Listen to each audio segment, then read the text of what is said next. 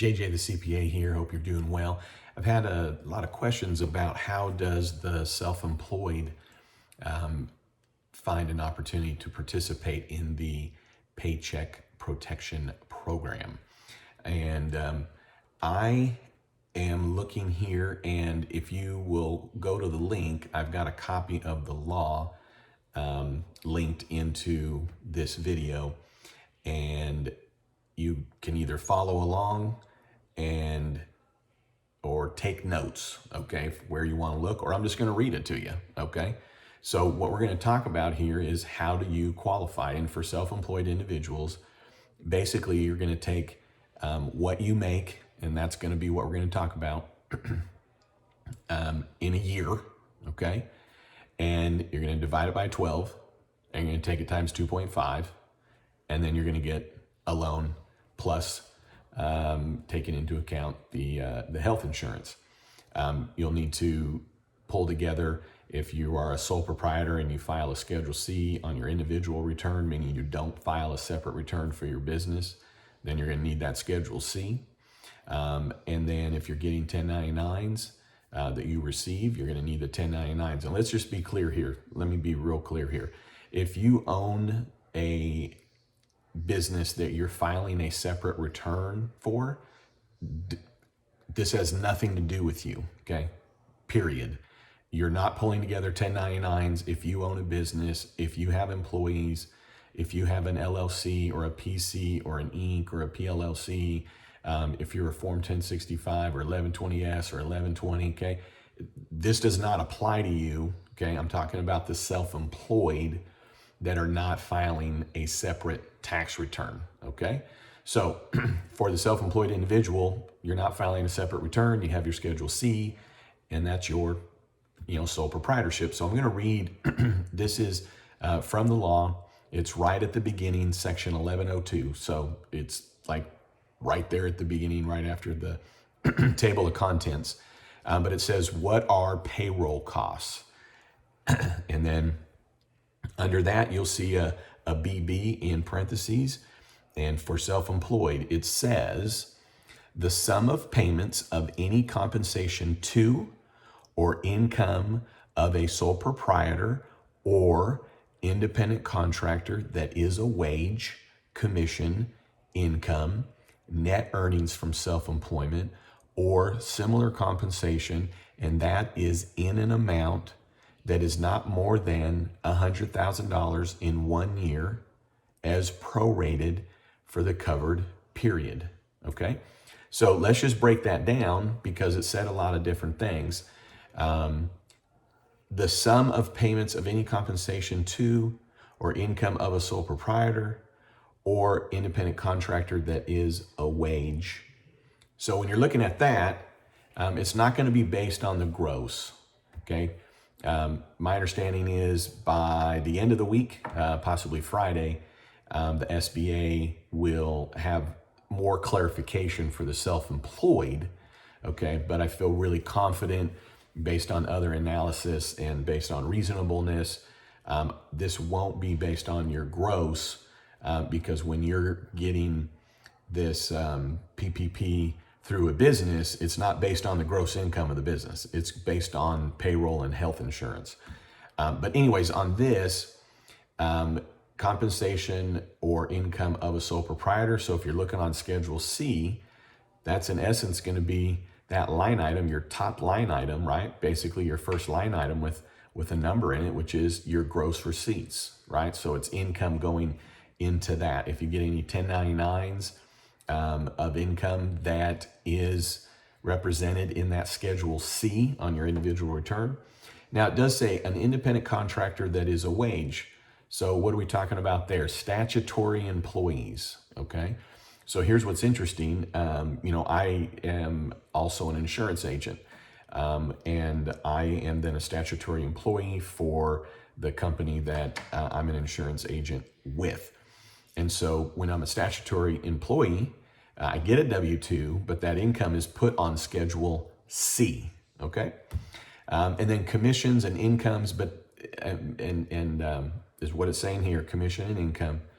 But then it says net from self-employment or similar compensation, and that is an amount that is not more than 100K.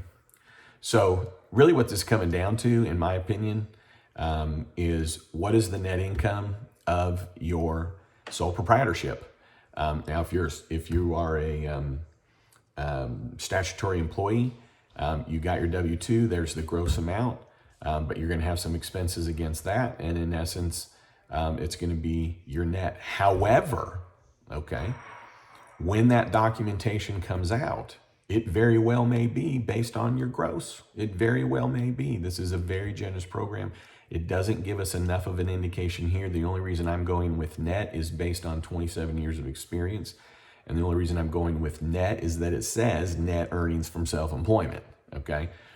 And if that's changed, then look in the body of this email, because if that is different, I'll put in bold and, or not, all caps, at minute 6, what's indicated here, here's the new version of it. So if you're watching this, 5 days from now, if there's anything different, I'll put that in the bottom. I do that with all the videos because when you're dealing with tax law, stuff changes. Anyways, now, when we're talking about the self-employed, that's then what's included to arrive at this calculation on how much you're actually going to get.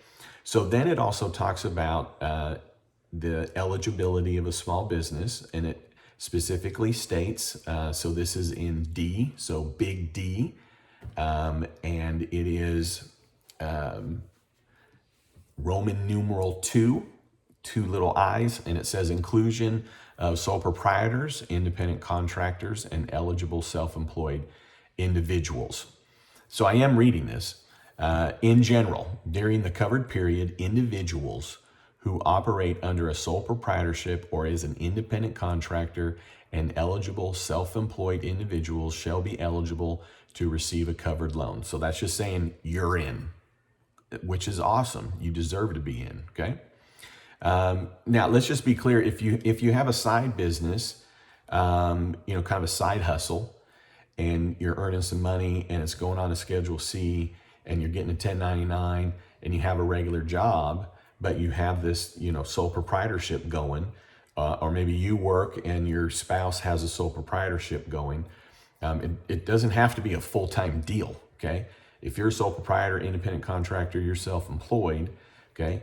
It can be concurrent, all right? But if you're looking at, what amount is going to qualify, listen to what I just said as we went through the section on the payroll.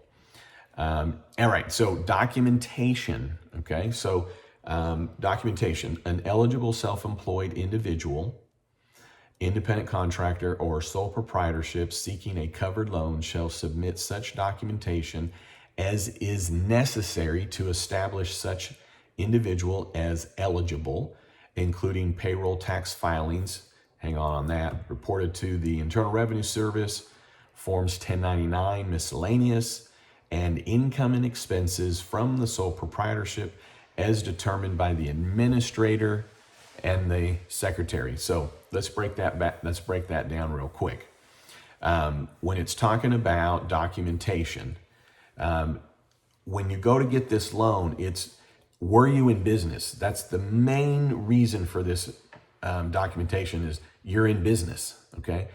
You're not tying it down. You're not taking in tax returns. If you're dealing with a bank that's requiring that, go to the next one, okay? This is more just to say, hey, I got some 1099s. I got a Schedule C. I got income. I got expense. I've got these forms. Here you go. Hey, look, I'm in business, okay? Now, when it says including payroll tax filings reported to the Internal Revenue Service, so a statutory employee gets a W-2 with the little box checked statutory employee. Well, that is that form. But it's also talking about, okay, if you're a sole proprietorship, you have a Schedule C, you might have actually wages to employees, okay? So now you're getting it both ways, okay? And what I mean by that is that in terms of, well, what do you get to include for yourself, okay? It's everything we're talking about. But if you also have employees, so you're a Schedule C, you don't have a wage, okay? Your employees would have wages on a Schedule C. Again, I'm not talking about if you file an S Corp, a C Corp, or a partnership. If you're any of that stuff and you're filing a separate return, this is not for you. This is for the Schedule C filer, the self-employed, sole proprietorship. Anyways, the wages that you pay, you're doing all the other things that I put in all the other videos. So if you've got wages to employees, then you're doing that same analysis where you're doing the 12 months plus any health insurance paid for them divided by 12 times 2.5. And to then include yourself, it's what we're talking about here.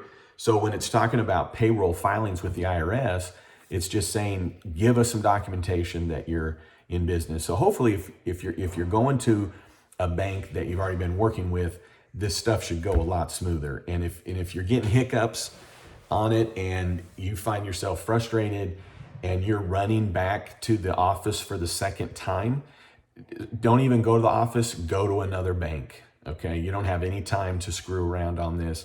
And a bank that's gonna require a lot of documentation and quiz you and what about this and what about, they don't know about the program, they don't get it, stop.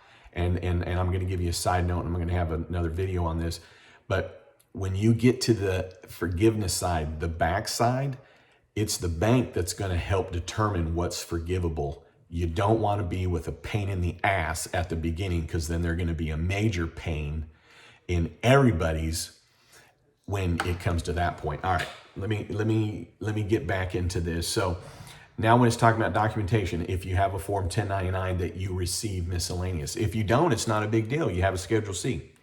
And income and expenses from the sole proprietorship as determined by the administrator and the secretary. So the administrator is the banker. Let's be really clear here. It doesn't say lender, okay? Because they're not the lender.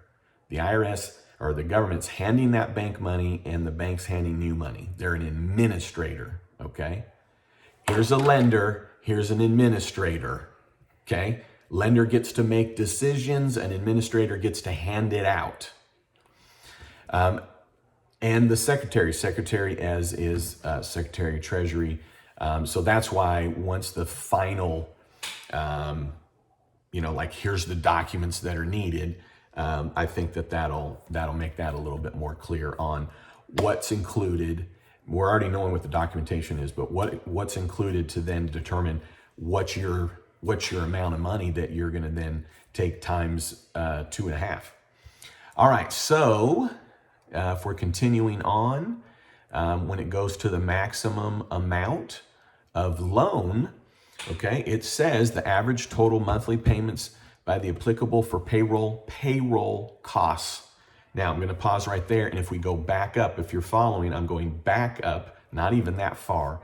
And remember at the very beginning of the video, we talked about in section 1102 definitions, and in the definitions of payroll cost in the BB, the little BB, okay? Payroll costs for the self-employed is, and I'm just now going back and reading what I read at the beginning, but payroll costs for the self-employed is the sum of payments of any compensation to or income of a sole proprietor or independent contractor that is a wage, commission, income, net earnings from self-employment or similar compensation, and that is in an amount that is not more than $100,000 in 1 year as prorated for the covered period, okay? So when we go down and we're in section E of 1102, okay, of the CARES Act, big E, it says maximum loan amount. So when it's saying hey, Cope.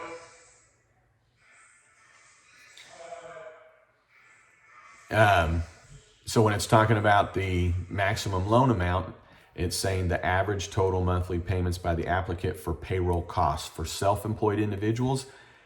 When it says payroll costs, that's what I just read to you. That's what's getting included during the 1 year period before the date of when the loan is made. So really what's going to come down to is you're going to be in April getting the PPP, because I don't even know if the money's going to be there in May, but you're going to be there getting it in April. So what they're talking about is what's the 12 months, okay? Now, you're going to take that and you're going to divide it by 12 times 2.5. And then that is the amount of your loan, okay? And I didn't want to keep calling it a loan because it ain't. It's just the money that you're getting, and then if you don't use it for the qualified purposes, then it becomes a loan because the amount that's not forgiven becomes a loan, okay? Now, I had a really interesting question from somebody, one of the viewers, and I didn't know the answer to it. And I think when anytime we get the law, there's much more interpretation that comes from the IRS. So, the IRS takes the bill, takes the law, okay? And the IRS is then taking it and doing the interpretations and figuring out, well, how do we have to figure this and what's the calculation here? And then we have to figure out the forms and all that good stuff. And then what are the instructions? And they're thinking of everything that they can think of to then define, et cetera, et cetera, et cetera. Here's the thing to know on this. The allowable uses, you don't really need to know that before you get your PPP. From the standpoint of, here's what you need to know. Here's what I make divided by 12 times 2.5, get your money, okay? Now, the covered part of this, when the reason I'm just going into this part of it, so covered uses or allowable uses of covered loans, okay? When it says payroll costs, the question I had from somebody is like, so if I'm self-employed, like how do I establish the payroll cost, so to speak? Because if I'm self-employed, it's just money that I pull out. I'm not talking about S Corp, not talking about partnerships or C Corps. I'm talking about sole proprietor, right? Because technically in a sole proprietorship, you don't have a separate bank account. It's not required. You don't even really have to have separate, assets and whatnot. And they had said, so I just write a check to myself, like here it is. And so I write a check to myself. And the short answer is, if all we have is this, and the answer would be yes, as a sole proprietor, pull money out, right? Because that's the payroll cost. But it might also just be that, well, whatever your net is. Anyways, it's going to be a little trickier getting to the forgiveness part for the self-employed. But that's down the line. That's post-crisis, okay? And then really everything else for the PPP for self-employed, if you're getting the dollars, we talked about the payroll costs, but then the health insurance and if you have employees and their salaries, and then any interest on business loans, and then whatever rent you're paying and utilities, and then interest on other debt obligations, all that's going to be the same. So I believe that pretty well covers it for the self-employed in terms of what would be different for the self-employed, sole proprietor, independent contractor. It's, well, not paying wages out that include me, okay? You might be paying wages out for your employees, so you can figure all that out, but then I need money too, okay?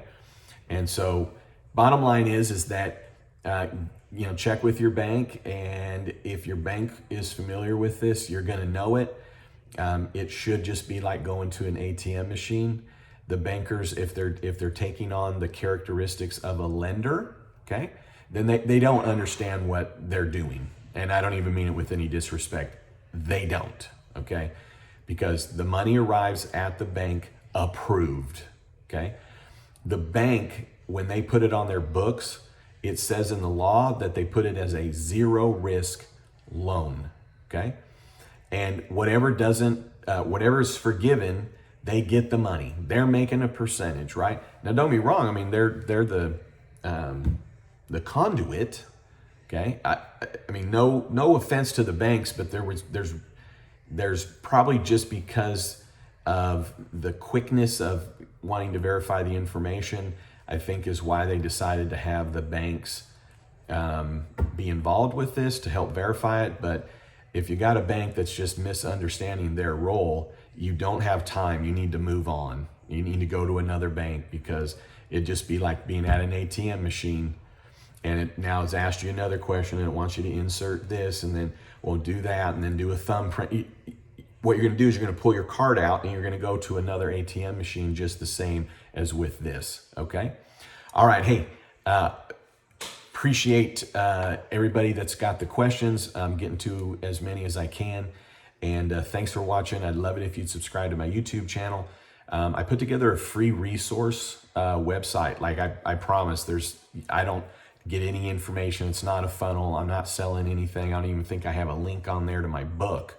But anyways, it's jjthecpahelp.com, and it's just got information on there and some worksheets and just other things to help other businesses. And the reason that I put it together separate from my website that I have for like clients is the one that I have for my clients. I mean, I sell a t-shirt and a koozie and a book, and, click here if you want to book me, for a seminar and, all that kind of stuff. And so I didn't want there to be any misinterpretation of what I was putting together. So anyways, jjthecpahelp.com for more resources.